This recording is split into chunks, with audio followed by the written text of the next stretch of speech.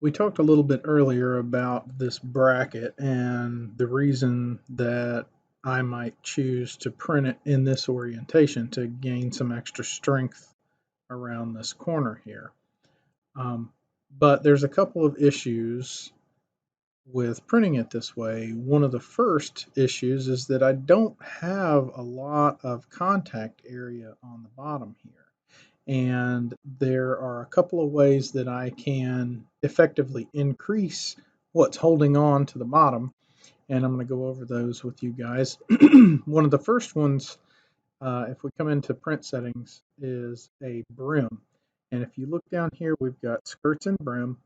A brim is exactly what it sounds like. It's like the brim of a hat. And if I look down here, there is brim width, and I can change that to be however far away from the print I would like for the brim to extend. So we could say we'll do 5 millimeters. That's pretty good. And if I go in here and I've got all my other settings, you can see that out here there's a little check mark for the brim. I can slice it. And if we scroll down to the very bottom and we look, you can see that this area out here is the brim. And what that does is that just gives us more surface area on the build plate to hold it down. And you can increase this, you can decrease it, and you can see that this gives us a lot more area that is holding on. It lays that plastic down onto the print bed, and it just really starts to bite onto the print bed a little better. It just sticks down to it a little better. Um, there are one or two other methods. Now, if I don't want a brim, I can turn that off. Uh, we have a skirt. Now, the skirt height, honestly, most of the time I put my skirt height at 1 layer high, and I'll turn this to 0 millimeters on the brim so that you can see what the skirt is. Do a slice. This out here is called a skirt. Um, it can serve another purpose other than just being a purge line, but a lot of times I will print a 1 layer high skirt around because it really lets me see where everything is going to be. And if it starts to lay the print lines down and for whatever reason I had it too far to one side on the build plate, I may want to cancel that print and move it, reslice it, whatever. The skirt can have another advantage in that if we go down 1 layer to draft shield, what this does is if I slice this, now in order to see what it's going to do, I'm going to print it up like this, and you'll see that when I look out, it's got a casement all the way around it.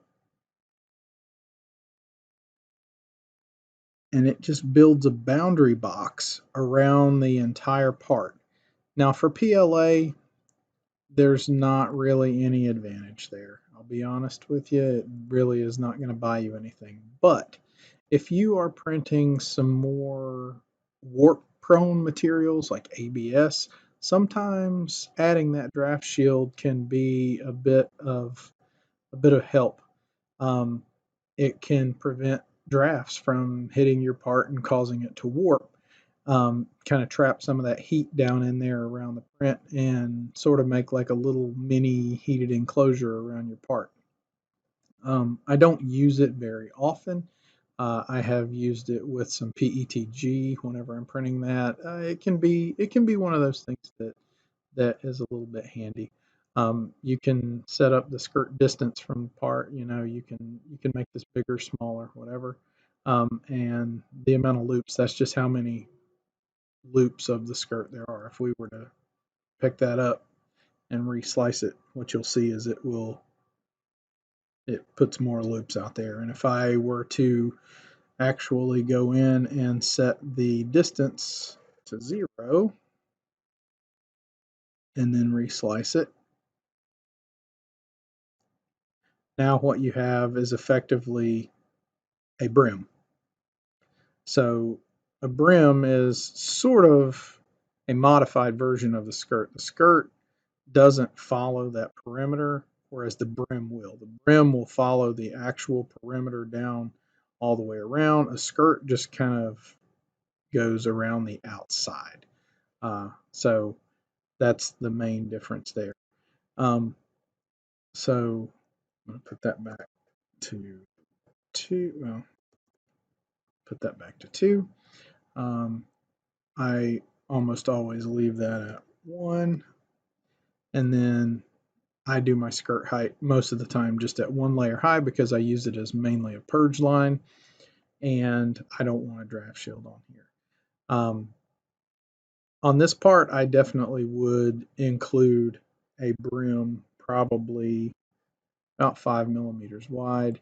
And what that'll do for us is that will actually put that on there like that, and you'll see it gives us a nice big surface area for it to print on. Another thing that I am going to show you guys is something that is more of an older concept, but it does work for difficult to print items. I'm going to go back in here and I'm going to turn that brim width off. And I'm going to go down one into support materials. Now, support materials we're going to talk about here in a minute for those areas that stick out, but where I'm talking about right here is a raft. Now, a raft is a raised portion that the print prints onto, and we can step this up, say, well, we'll do 5. And we will slice this. And what you're going to see now is that, bring this down, what you'll see is that it builds up a layer on the print bed prior to ever printing your part. So we've got 1, 2, 3, 4, 5, and now we should see on our 6th layer, it lays down the print on top of that. This particular part has enough surface area right in here that I wouldn't really consider this for a raft. But if you had something that had a very small surface area and you had a reason that you wanted to print it with the orientation where that small surface area is touching the bed, a raft sometimes will allow you to get that little bit extra versus a brim, because it really does lay down a lot more onto the bed to really give you a lot of bed adhesion. So it's just another tactic that you can use, and it's an older tactic, and you can use a brim on a bed that is not super flat. There's reasons that you might want to use a raft, but they're pretty limited. Most of the time, I will use a brim, and that's about it. I'm going to turn that raft off there. We'll reslice it, and we can turn our brim on. Sorry about that. There we go. So now I'm happy with the bed adhesion. Now we get to attack this problem right here. So if I tried to print this the way it is, it's going to try and come in here and it's going to put the perimeter layers down first, because that's just what it does. It goes in and puts the perimeter layers. So this light yellow line, it's going to try and lay that down first. And it's going to come around here and it's going to be printing that guy out in thin air. And it is not going to happen. what you'll see is that it'll come out there, and you can imagine what's going to happen as soon as it gets out here. That thing's just going to be like blech, into a big puddle, and you're just going to have a mess. It's not going to work. And then it's going to try and print this layer out in midair. And then it's going to try and come in here and print these bridging layers. So you're just going to have a big wad of plastic there. It's not going to work. It's not going to do what you want, um, because it doesn't have anything out here to support it. And that's where supports come in. So we've got a couple of options with supports. We can come over here and pull the supports tab down. Uh, the first one I'm going to talk about is one that I don't really ever use unless it's a very simple part. Supports.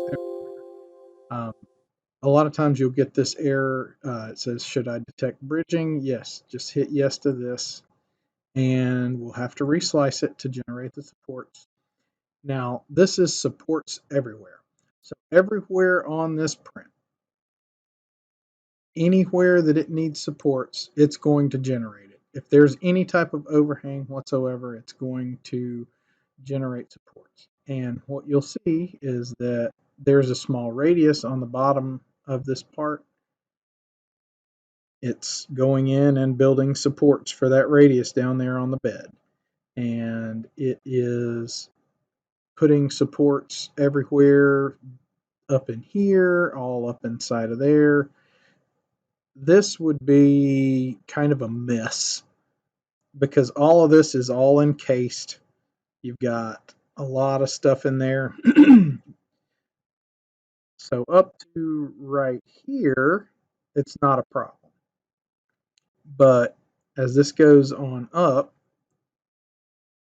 this is where we're going to start to see a problem, because all of this out in here is connected in through here, and it's going to kind of appear almost like a solid mass of plastic. All this right in here, this casement out on the outside and everything, it's going to be difficult to get that stuff out. Now, this is a pretty open print. You could get this stuff out, but you can imagine if you have a little more detail, smaller areas and stuff, you start encasing the entire thing in plastic, it becomes a bit of a problem. So I usually don't use supports everywhere. A lot of times, if I can get by with it, I will say support on the build plate only. So we can do that, and we'll see what we get. So now what you can see is that only supports will generate from the build plate. Well, that's okay. There's a lot going on down here that I don't really think I need to worry about, but I'm not going to focus on that. We'll get up to here. That looks good. It's going to give us a platform that we can print this onto, so that's great. We'll go on up. And as we get a little bit higher, now we've got this. So it's unsupported, it's overhung. If we look at that, we've got the same type issue going on that we had before. So we have to have something up in there. We have a couple of options at this point. We could do the supports everywhere. That will automatically generate that. And if this is a strong enough, big enough part where you can get in there and get those supports out, that might be an easy option. But the other one that we can do is for support enforcers only. So we can click that, and we have to go back out here to start using the support enforcers. So I'm telling it right now, support enforcers only. So I'm going to have to right click on my model in the model view, and we can say add a support enforcer. And we can choose the type, box, cylinder, sphere. I'm just going to choose a box for right now. And this little box that we created right here is the support enforcer. Now we can use these modifier commands over here to change this support enforcer. So we can move it And this is one of those times I really like to use the arrows to help move it around so that I make sure that I put it in the place that I want it.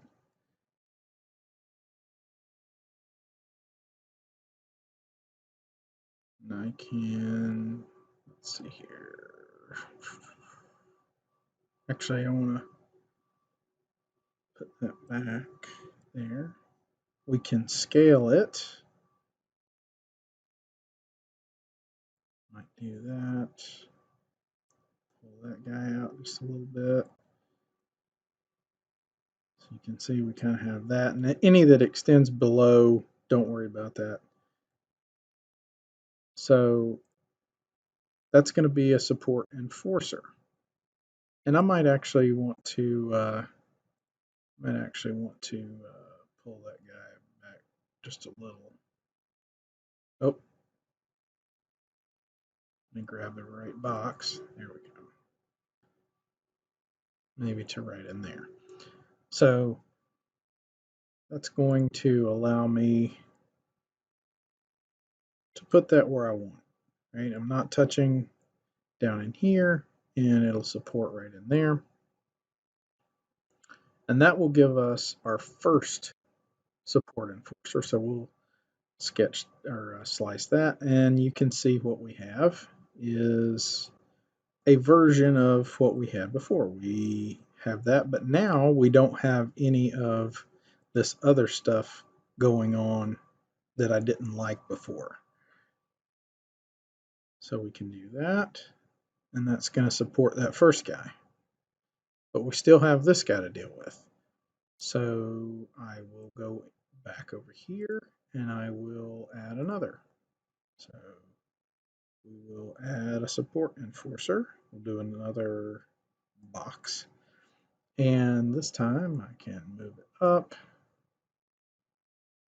back, and basically we're just going to kind of do the same type thing we just did. Move this down, and it can intersect with the part. It's not going to affect the part. And I actually, a lot of times, will make sure that it does intersect with the part because it will select the correct amount to do. And I do like to have it overhanging just a bit. Need to move that over just a little. There we go. And let's see here. Does that go up into it? I'm going to probably make that. I've got a little bit of height that I can deal with there. There we go. And I can look at it and see where that's at. I want to make that just a little bit wider.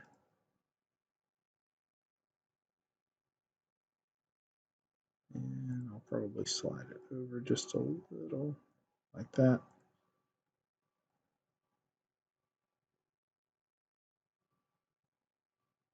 There we go. And we can see what's going on there. Actually,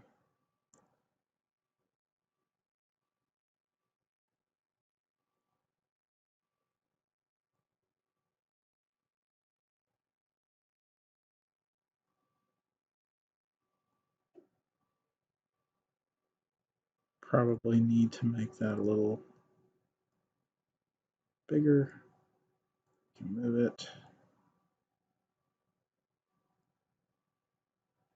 Same type of deal that we did before. There we go. So that I'm pretty happy with. So now, if we slice this again, and we pull it down, I know this looks very similar to what we had before, but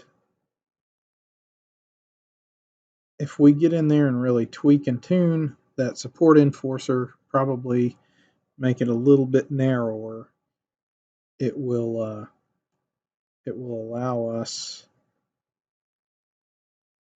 to get what we want. And I know this seems a little tedious, and it is at times, but if you really want to get in there and make this thing do exactly what you want it to do, there we go. We've got a little bit of a layer there. Now let's look in there. Yeah, that'll be good. We'll slice that. Now what you're seeing is that we are not hanging off so much around those edges right there. And if you wanted to get in there and put a cylinder in there instead of doing some of this other, but you can get in there and play with it as much as you want. But you can see what we've got is